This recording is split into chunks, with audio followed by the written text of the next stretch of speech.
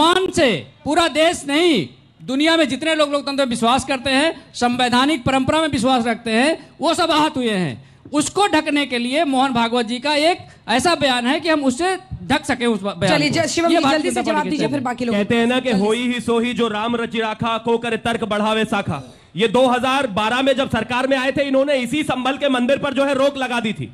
उसके बाद high court ने ही उसको क्लियर किया है। भाई आप इतना नाराज क्यों हैं इस चीज से? और एक और चीज मैं कहना चाहता हूं, जो इन्होंने कहा संघ प्रमुख के विषय में, ऑर्गेनाइजर में उसको लेकर एक लेख लिखा गया है और आज तक ने रिपोर्ट किया और उसको कहा है कि जितने भी इस देश में जो विवादित स्थल हैं उनका टाइटल क्लियर होना आवश्यक है। मुझे एक चीज समझ, मैं पहले जमाने में सुनता था कि श्री राम का नाम सुनकर राक्षस आजकल भाग जाते थे, अब ऐसा नहीं होता। लेकिन इतना क्लैरिटी जरूर है कि बार बार किसी भी चीज को घुमाकर हिंदू मुस्लिम पर ले जाना, टाइटल पता करना, ये ले जा रहे हैं हिंदू खराब हो रहा है। ये ले जा रहे हैं हिंदू मुस्लिम, हमेशा यही लेकर जाते हैं। आप लोग हिंदू मुस्लिम पे ले जा रहे हैं। जवाब दीजिए मिस्टर झा।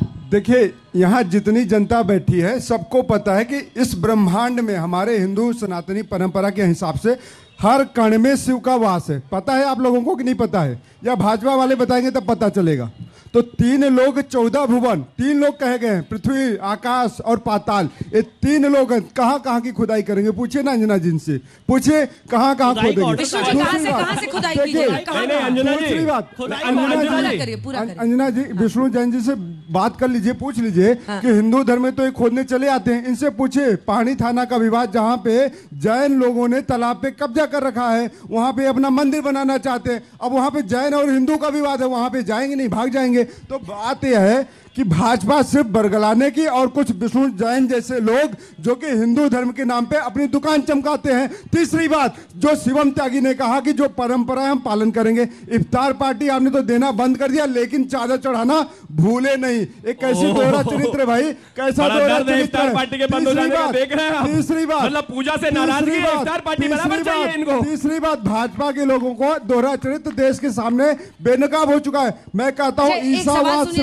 एक सवाल सुनिए, वहीं सामने में पुलिस वाले एक थाना बना रहे हैं। अब वक्फ बोर्ड वालों ने कह दिया हमारी जमीन है, ये ठीक है? वक्फ बोर्ड ने देखिए, अब तो दिखाइए मत बताइए। विष्णु जैन जी जाके बताएंगे ना वक्फ बोर्ड वालों को भी और अपने को भी बताएंगे। नहीं, ये बताएंगे। क्लेम करना ठीक है, देखिए संसद के नीचे की जमीन हमारी है, सूरत म्युनिसिपल कॉर्पोरेशन की बिल्डिंग हमारी है। जब वक्फ वाले क्लेम करते हैं तब आपको दिक्कत होती है कि नहीं? मुझे सबसे दिक्कत होती है जो आजादी के पहले अगर क्या था हिंदुस्तान और आज क्या है हिंदुस्तान। खुदाई करेंगे कहीं ना कहीं कुछ तो कुछ मिल जाएगा।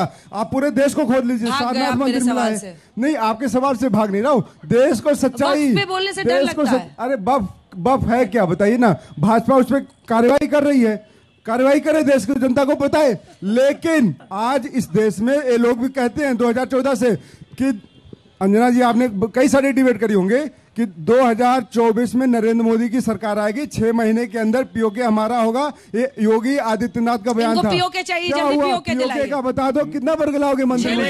इधर आंखों में आके डालकर देखिए, मिलेगा, जरूर मिलेगा। अरे भैया मिलेगा, अच्छे दिन आ गए, अच्छे दिन आ गए। सबके आंखों में आके डाल के बताइए कब मिलेगा?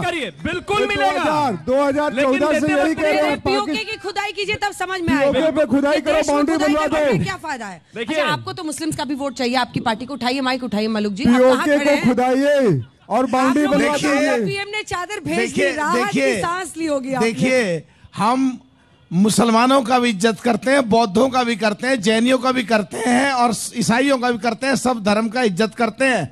और ये आज माननीय प्रधानमंत्री जी ने वहां चादर भेजी, इससे सिद्ध हो गया सबका साथ, सबका विकास। लेकिन मुझे पूछना है कि जब हम करते हैं और सेकुलरिज्म पेश करते हैं तो एक कांग्रेसी और उनके साथियों का मुंह क्यों फूट जाता है जब हिंदुओं के हक की बात आती है? जब एक तरफा होकर क्यों लगते हैं ये केड़े पड़ के? चलिए सवाल पूछिए, जिसको जिसको पूछना। मैं पूछना चाहता हूं ये कांग्रेस और सपा से कि इनका रिश्ता मुगलों से और इन्वेडरों से क्या है? काम वहां होता है, उनके कुकर्मों का फल तो खोज रहे हैं जैन साहब, इनके पेट में क्यों दर्द है? इनका कौन सी रिश्तेदारी है भाई, समझ में नहीं आता है। आपका क्या रिश्तेदारी हो सकती है? यादव जी, ये इतिहास में जो कुकर्म, एक मिनट सुन लीजिए, जो इतिहास में अगर कुकर्म हुआ है तो उसको न्याय के माध्यम से बहुसंख्यक समाज जानना चाहता है कि आखिर क्या हुआ था। इसी बहाने अगर हमारे सामने अगर सच्चाई आ जाएगी तो आपको क्या दिक्कत है? जवाब दीजिए। देखिए, दर्द अंजना जी हमारा ये है कि भारतीय जनता पार्टी के लोग अगर रघुपति राघव राजा राम पतित पावन सीताराम पर रोक लगा देंगे तो इस देश का क्या होगा। दर्द हमारा यह है कि ये देश संविधान से चलता है और इसमें 1991 का वर्शिप एक्ट है कि 1947 के बाद के जितने भी धार्मिक स्थल हैं उनके हम मूल चरित्र को नहीं बदल सकते हैं। तो ये सौहार्द खोद कर भारतीय जनता पार्टी क्या लाना चाहती है? पढ़ा है वर्शिप एक्ट 1991, बिल्कुल पढ़ा है। उसमें साफ लिखा है कि जो एएसआई प्रोटेक्टेड मॉन्यूमेंट्स है उस पर वो नहीं लागू होता है साहब। अच्छा, बहुत या बढ़िया। तो एक्ट पढ़ लीजिए या हिस्ट्री पढ़ लीजिए। नहीं, ठीक है, आज मुगल आक्रांता, मुगल आक्रांताओं पर उनका सवाल, उसका जवाब दीजिए। सवाल किया, उनका सवाल है, सवाल आपने किया है, 10 सेकंड आप दीजिएगा। आगरा में 17वीं शताब्दी का आपका स्मारक है, ये आपका मुबारक मंजिल, जो स्टेट के एसआई ने नोटिफिकेशन जारी किया था सितंबर महीने में कि इसको तोड़ना नहीं है, लेकिन वहां के मॉन्यूमेंट माफिया ने उसको तोड़ दिया है। जब जरूरत होती है तो एसआई के माध्यम से तोड़वा दिया जाता है, जब जरूरत होती है तो एसआई प्रोटेक्टर को भी तोड़वा दिया जाता है। ये भारतीय जनता पार्टी का चरित्र है। कभी एसआई के आड़ में उसको तोड़वा देंगे, कभी एसआई के साथ में तोड़वा देंगे। ये कल का मामला है, आगरा का मामला, इस पे जवाब दे। अंजना जी, मैं एक बात कहना चाहता हूँ। ऐसे भी आके यहाँ पे कोई भी चैनल पे कोई भी गूगल से पढ़ के हमें भी नहीं पता क्या बोल रहे हैं, पूरा क्या फैक्ट बोल दिया ना। कभी इतना डर था तो कोर्ट में जाके वेरीफाई करते। अरे भाई, मुबारक मंजिल नहीं जानते क्या? वो भी मॉन्यूमेंट है, वो भी मॉन्यूमेंट है, उसके बारे में नहीं जानते तो अब नहीं जानिए आप। आज जिस मुद्दे पे हम लोग मॉन्यूमेंट को नहीं जानते, अगर वो भी एक है, एक मिनट उसको जानिए ना। मेरी बात कंप्लीट कर ले, इतना परेशान ना होइए। इतना जोर जोर से मत बताओ, उस पर भी केस डाल देंगे विष्णु जैन, फिर चिल्लाओगे। केस डाले ना, वही तो मैं कह रहा हूँ, वो माफिया पे कार्रवाई करवाएं। आज हम लोग जिस मुद्दे पे डिबेट कर रहे हैं, ऐसा तो है नहीं कि मैंने सबसे पहले आके आज तक पे डिबेट किया, आज तक में मुद्दा उठाया और उसके बाद कोर्ट गया। मैं पहले कोर्ट गया, फैक्ट्स वेरीफाई किए, हर बात एफिडेविट पे डाली, उसके बाद यहाँ चर्चा हो रही है। तो अगर इनको कोई इशू है तो कोर्ट में जाएं, एफिडेविट कल गिराया भाई, कल गिराया। देखिए, आप लोगों ने जो रिपोर्ट है वो सौंप दी है। हाँ, रिपोर्ट सौंप दी है। मुझे पता है, बता नहीं सकते उसमें क्या है। हाँ, सुप्रीम कोर्ट का ऑर्डर है। हाँ, क्योंकि सुप्रीम कोर्ट लेकिन आप कितने आश्वस्त हैं कि आपका जो पक्ष है उसमें आप सही साबित हम पूरे आश्वस्त हैं। क्या क्या है रिपोर्ट में? मतलब आप ब्रॉडली बता दीजिए, कितने पिक्चर्स हैं, क्या है, क्या लिखा है, वो मत बताइए। इस समय तो नहीं बता सकते क्योंकि सुप्रीम कोर्ट ने कहा है कि रिपोर्ट सील कवर में दाखिल की जाए। और रिपोर्ट एडवोकेट कमिश्नर महोदय ने कल सील कवर में दाखिल कर दी है। जो दोनों दिन वीडियो रिकॉर्डिंग हुई, 19 तारीख की और 24 तारीख की, वो सारी बातें भी सील कवर में दाखिल कर दी गई हैं। किस तरह से इनके जो सांसद महोदय हैं वो कोर्ट की प्रक्रिया में अंदर घुसे थे, वो सारी बातें वीडियो रिकॉर्डिंग में आई हैं और वो सबने देखा है, इसलिए वो बात मैं बता रहा हूं। पर मैं एक बात कहना चाहता हूं अंजना जी, कि ये रिपोर्ट जब खुलेगी तो हमारा केस इससे मजबूत होगा और संभल का जो सच है वो सामने आएगा। एक दिन ये साबित हो जाएगा कि ये हमारे ईश्वर, हमारे आराध्य का हरिहर मंदिर था जिसमें विघ्न उत्पन्न करने की और गलत कब्जा करने की कोशिश की। मेरा सवाल जैन साहब से और शिवम त्यागी जी से है कि ना तो इन्होंने रामायण पढ़ी है ना महाभारत पढ़ा है, तो आप बताइए भगवान जो श्री कृष्ण थे वो उनके साथ कैसे थे पांडवों के साथ, जबकि जो संख्या में 100 थे उनके साथ क्यों नहीं थे? इसका जवाब देंगे आप? मैं दे देता हूँ, दे देते हैं। ये सवाल है, मतलब आप उनके साथ एक बौद्धिक चर्चा चाहते हैं कि भगवान कृष्ण किस तरफ थे, क्यों थे? इसलिए थे क्योंकि वो धर्म के साथ थे, क्योंकि धर्म के साथ थे। आपने ये सवाल पूछा ना, एक चीज कहना, कृष्ण पांडवों के साथ क्यों थे? एक चीज कहना चाहता हूं, क्योंकि वो धर्म के साथ थे, और जो अधर्मी है उनके साथ हमारे ईश्वर, हमारे योगेश्वर श्री कृष्ण कभी नहीं रह सकते। मैं एक चीज कहना चाहता हूँ, ये भारतवर्ष में सनातनी है अपना ये जो खोद के दिखा रहे हैं। बैठ जाइए प्रभु। हमारे बच्चे को ये दिखेगा जो हमारे फ्यूचर में, भविष्य में हमारे साथ क्या हुआ, और हम इस चीज को जानेंगे।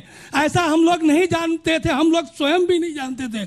जब ये खुदा है तो हम जाने हैं जो हमारे साथ इतनी खुदाई नहीं हुई है, मतलब फिर भी सर्वे की गई है, फोटो खींची गई है, वीडियो बनाया गया। जो कुआं जो हुआ है उसमें जो तो बाहर में हो कमल का जो निशान जो आया है, देख रहे हैं बाबा, अंदर में जो आया है, आपके आज तक की चैनल के माध्यम से हमने देखा।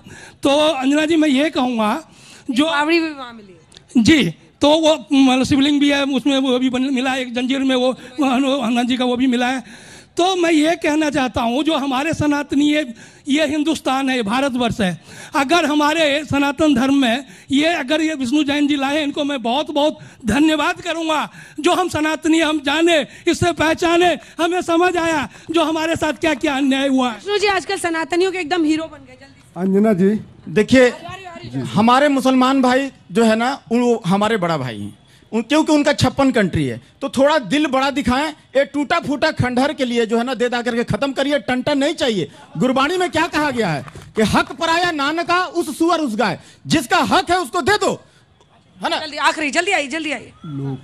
जय कल्की जय जगतपते, पद्मापति जय रमापते। मेरा नाम कपिल है, मैं बाल्यकाल से श्री कल्की कीर्तन मंडल से जुड़ा हूं। अब मेरी पूरी बात सुनिएगा। संभल में विष्णु पुराण में लिखा हुआ है श्री कल्की जी का अवतार होगा, जो कि विष्णु जी के 10वें अवतार हैं। मैं पिछले 25 वर्षों में मुझे कई बार मौका मिला है संभल जाने का।